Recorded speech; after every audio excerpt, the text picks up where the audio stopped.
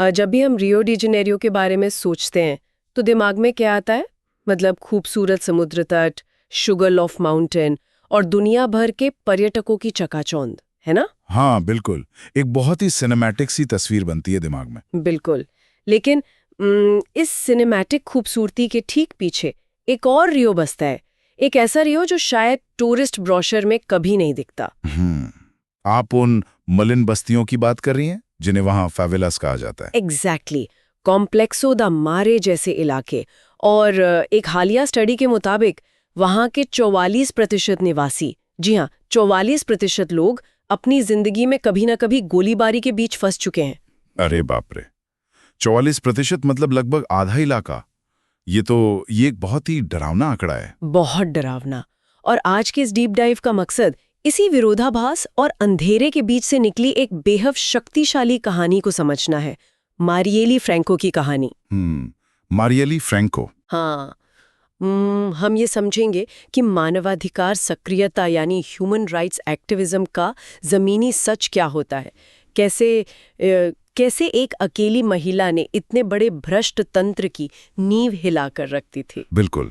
और इस कहानी को गहराई से समझने के लिए हमें उस चश्मे को उतारना होगा जिससे हम अक्सर राजनीति या अपराध को देखते हैं। मतलब ये कोई आम ट्रू क्राइम स्टोरी नहीं है। नहीं, एकदम नहीं। ये सिर्फ एक राजनेता की हत्या का साधारण मामला नहीं है। ये इस बात की एक बहुत ही बारीक मास्टर क्लास है कि सत्ता असल में कैसे काम करती है। सही बात है। और जब एक साधारण इंसान उस सत्ता के आर्थिक और आपराधिक हितों से सीधा टकराता है तो वो तंत्र किस हद तक जा सकता है। मारिएली की कहानी कोई सैद्धांतिक किताब नहीं है।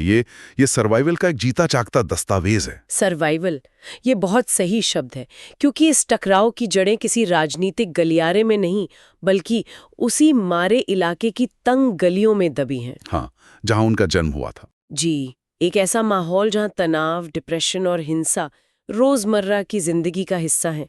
और आपको पता है 18 साल की उम्र में वो एक प्री स्कूल टीचर बन गई थी।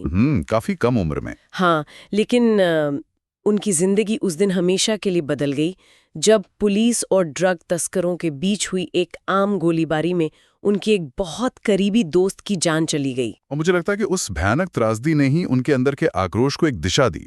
वो सिर्फ एक मूक दर्शक बनकर नहीं रहना चाहती थी। बिल्कुल। 2002 में रियो की कैथोलिक यूनिवर्सिटी और बाद में फ्लुमिनेंस फेडरल यूनिवर्सिटी से मास्टर्स करते हुए उन्होंने जो विषय चुना वो सीधा उस सिस्टम की आंखों में आंखें डालने जैसा था। उन्होंने रियो की पैसिफाइंग पुलिस यूनिट्स पर रिसर्च की थी, है ना? हाँ, कागजों पर या कह लें कि सिर्फ एक पीआर स्टंट के तौर पर ये पुलिस यूनिट्स बस्तियों में शांति लाने के लिए बनाई गई थी। लेकिन असलियत में तो कुछ और ही हो रहा था। जैसा मारिएली ने अपनी थीसिस में साबित भी किया, वे एक दमनकारी बल की तरह काम कर रही थीं। बिल्कुल। वे बस्तियों की असली ज़रूरतों जैसे स्कूल, अस्पताल या पीने के पानी जैसी चीज़ों को पूरी तरह नज़रअंदाज करके सिर्फ एक पुलिस या राज थोप रही थीं। और यही उनकी रिसर्च का सबसे मजबूत पहलू था। ये तो ऐसा है जैसे कोई पिंजरे के अंदर रहकर ही उस पिंजरे के आर्किटेक्चर और उसके हर एक ताले की बनावट की गहराई से पढ़ाई कर रहा हो। क्या बात है, बहुत ही सटीक उदाहरण है ये। वो किसी बाहर की दुनिया से आकर आलोचना नहीं कर रही थी, वो उसी व्यवस्था के बीच से उसकी खामियां निकाल रही थी। और यही उनकी सबसे बड़ी ताकत बनी। उनका ज्ञान सिर्फ एकेडमिक कागजों तक सीमित नहीं रहा। बिल्कुल नहीं। 2006 में उन्होंने मार्सेलो फ्रेसो के राजनीतिक अभियान में काम किया, जो मानवाधिकार आयोग के लिए लड़ रहे थे। हाँ, वही। और यहाँ स्रोतों में एक ऐसा तथ्य सामने आता है जो मानवाधिकार कार्यकर्ताओं के बारे में बनी आम धारणा को पूरी तरह तोड़ देता है। अच्छा, ऐसा क्या था? मारिएली को पुलिस हिंसा के शिकार लोगों की मदद का काम मिला था, लेकिन उन्होंने सिर्फ आम नागरिकों की मदद नहीं की, उन्होंने ड्यूटी पर मारे गए पुलिस अधिकारियों के परिवारों की भी उतनी शिद्दत से मदद की। अरे वाह, ये बात तो कई लोगों को हैरान कर सकती है, क्योंकि आम तौर पर जब ह्यूमन राइट्स की बात आती है तो समाज में एक धारणा बन जाती है कि ये पूरी तरह से एंटी पुलिस काम है। बिल्कुल। और इसी धारणा को मारिएली ने अपने काम से गलत साबित किया। वो ये समझ रही थी कि एक निचला स्तर का पुलिस वाला भी उसी हिंसक और भ्रष्ट व्यवस्था का मोहरा है, जिसका शिकार बस्तियों के आम लोग हो रहे हैं। एग्जैक्टली। वो किसी एक व्यक्ति या सिर्फ एक समुदाय का बचाव नहीं कर रही थी, वो सिस्टमैटिक हिंसा के पूरे ढांचे का विरोध कर रही थी।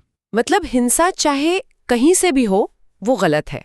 हाँ, और आपको बता दूं, एक पूर्व मिलिट्री पुलिस कमांडर ने भी ये सार्वजनिक रूप से स्वीकार किया था कि मारिएली ने कभी पुलिस से नफरत नहीं की।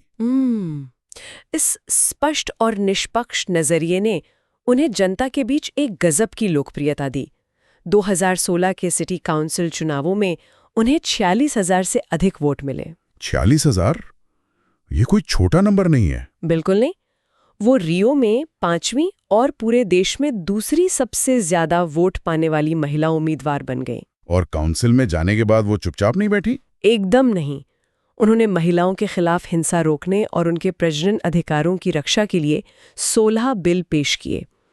उन्होंने बर्थ हाउसेस का कानून पास करवाया ताकि महिलाओं को प्राकृतिक जन्म के लिए सुरक्षित सुविधाएं मिल सकें। हाँ, वो सिर्फ व्यवस्था पर सवाल नहीं उठा रही थीं, वो बाकायदा कानून की किताबें बदल रही थीं।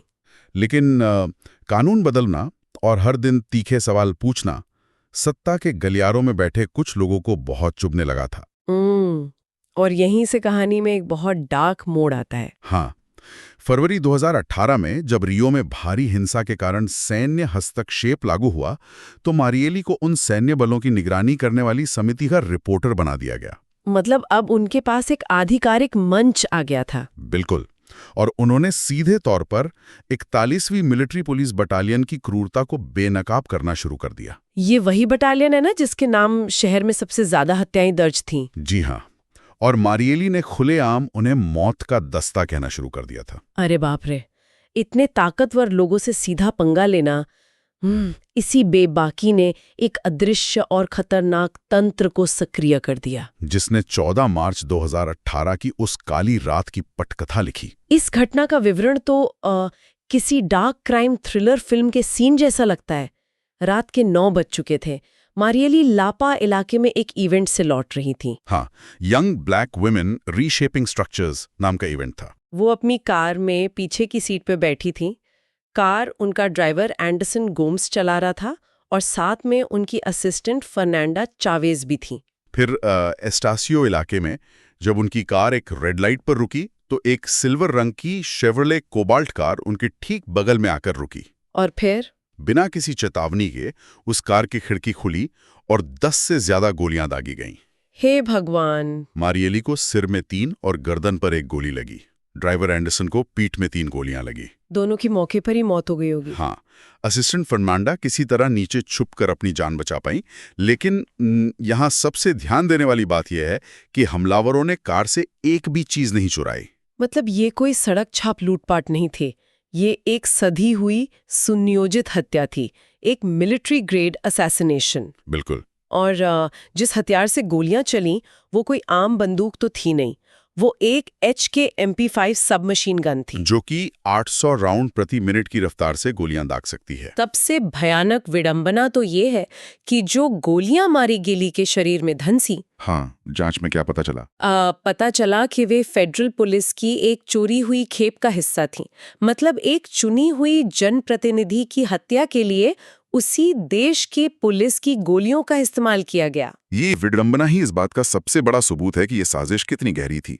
एक आम अपराधी पुलिस की गोलियों और मिलिट्री ग्रेड हथियारों तक इतनी आसानी से नहीं पहुंच सकता। बिल्कुल नहीं। हत्या के बाद जो सबूत मिटाने का खेल शुरू हुआ, वो रियो के पूरे प्रशासनिक ढांचे के खोखलेपन को उजागर करता है। कैसे? क्या हुआ था? हत्यारों की कार को 40 दिनों तक लावारिस छोड़ दिया गया।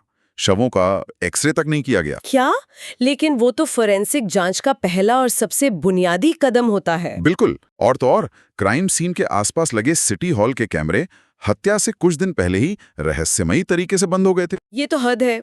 एक शहर का पूरा सर्वेलेंस सिस्टम इतने सटीक समय पर काम करना कैसे बंद कर सकता है? ये तो ऐसा है जैसे आप जिस मैच को देख रहे हैं उसका रेफरी विरोधी टीम का कप्तान हो। बहुत सही कहा आपने। ये स्पष्ट करता है कि मारिएली कुछ गिने चुने गुंडों से नहीं लड़ रही थी, वो राज्य की पूरी मशीनरी के खिलाफ खड़ी थी। जब सिस्टम ही हत्यारों को बचा रहा हो तो न्याय की उम्मीद कैसे की जा सकती है? और न्याय की इस प्रक्रिया को भटकाने के लिए पूरी ताकत लगा दी गई। रॉड्रिगो फरेरा नाम के एक पूर्व पुलिस अधिकारी को एक फर्जी गवाह के तौर पर सामने लाया गया, ताकि पुलिस और मीडिया का ध्यान असली कातिलों से हट जाए। हाँ, लेकिन वो कहते हैं ना कि कोई भी अपराध पूरी तरह से परफेक्ट नहीं होता। बिल्कुल। मार्च 2019 में हत्या के 1 साल बाद इंफ्रारेड तकनीक ने एक ऐसा सबूत ढूंढ निकाला जिसे मिटाया नहीं जा सका था। हाँ, वो फुटेज। सीसीटीवी फुटेज में उस धुंधली सी रात में शूटर के दाहिने हाथ पर एक बड़ा टैटू नजर आया। और उस एक टैटू ने पुलिस को रॉनी लिसा तक पहुंचा दिया। रॉनी लेसा, वो जो पूर्व मिलिट्री पुलिस अधिकारी था। हाँ, जो बाद में रियो के अंडरवर्ल्ड का एक खूंखार चेहरा बन गया था। उसके घर की तलाशी में भारी मात्रा में हथियारों के पुर्जे मिले।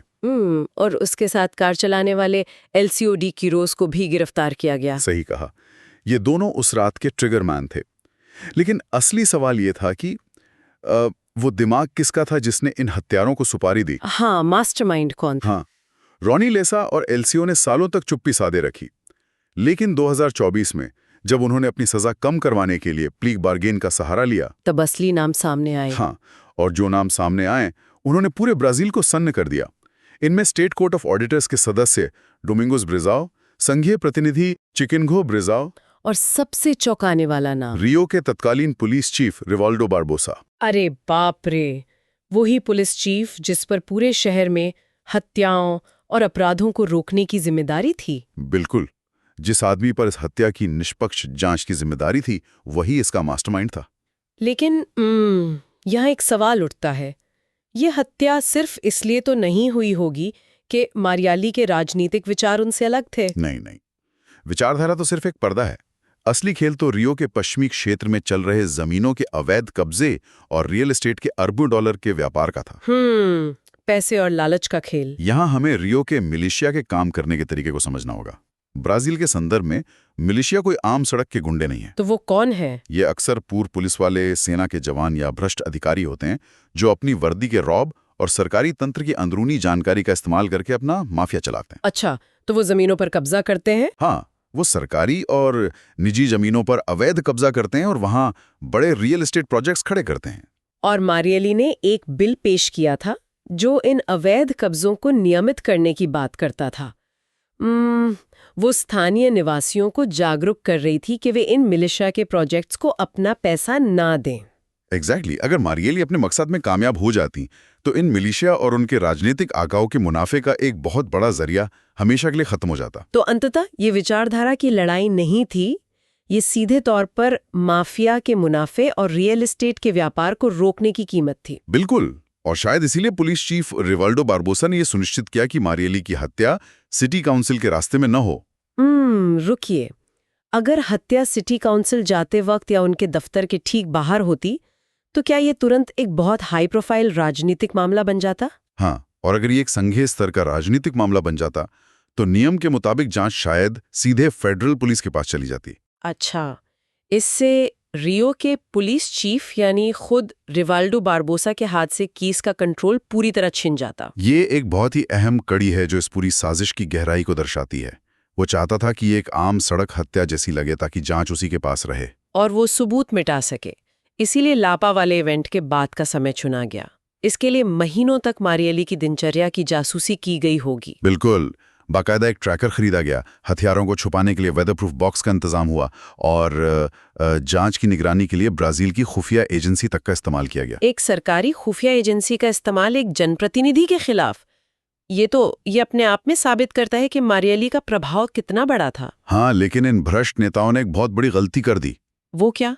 उन्हें लगा कि एक मशीन गन से गोलियां चलाकर उन्होंने मारियाली की आवाज को हमेशा के लिए दफना दिया है, लेकिन असल में उन्होंने अनजाने में ग्लोबल मूवमेंट को जन्म दिया। सच में न्याय की प्रक्रिया लंबी जरूर रही। रॉनी लेसा को लगभग 78 साल और एलसीयू को 59 साल की सजा सुनाई गई। हालांकि प्ली एग्रीमेंट की वजह से उन्हें जेल में कम समय बिताना पड़ेगा। हाँ, लेकिन मारियाली की मौत का असली असर तो कोर्टरूम की दीवारों से बहुत बाहर तक गया। बिल्कुल, न्यूयॉर्क, पेरिस, लिस्बन और पूरे ब्राजील की सड़कों पर लोग उतर आए। मारियाली प्रेजेंटी यानी मारियाली मौजूद है का नारा गूंज उठा।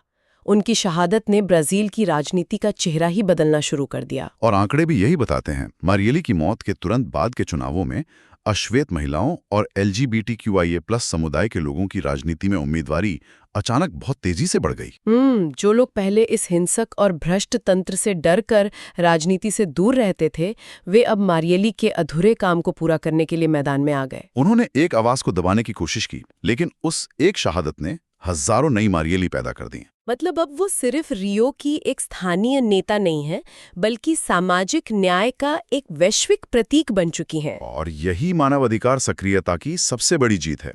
उनकी कहानी साबित करती है कि मानवाधिकार कोई सिर्फ किताबों में लिखा हुआ कॉन्सेप्ट नहीं है। ये अपने मोहल्ले के लोगों के लिए बुनियादी सुविधाओं की मांग करना है। हाँ, ये भ्रष्ट पुलिस वालों और माफियाओं के गठजोड़ पर सवाल उठाना है। ये सभी के अधिकारों की रक्षा करना है, चाहे वो एक आम नागरिक हो या कोई पुलिस अधिकारी। ये काम आसान नहीं है और जैसा कि हमने देखा, ये जानलेवा भी हो सकता है, लेकिन ये कभी व्यर्थ नहीं जाता। कभी नहीं। तो आज के इस डीप डाइव को हम एक सवाल के साथ खत्म करते हैं। शुरुआत में हमने रियो के उस विरोधाभास की बात की थी, उस पिंजरे की बात की थी जिसकी बनावट को मारियाली अंदर से समझ रही थी।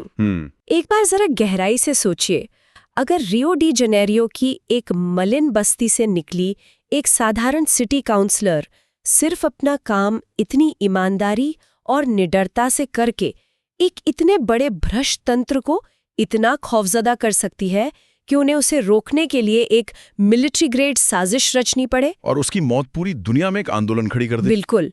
तो हमारी अपनी कम्युनिटी, हमारे अपने मोहल्ले की स्थानीय राजनीति में कितनी ताकत छुपी है? क्या हम अक्सर उस जमीनी ताकत को कम नहीं आंकते जिससे ये भ्रष्ट तंत्र सबसे ज्यादा डराने की कोशिश करता है? इस विचार के साथ आज के इस गहन चर्चा को हम यहीं विराम देते हैं। जुड़े रहने के लिए शुक्रिया।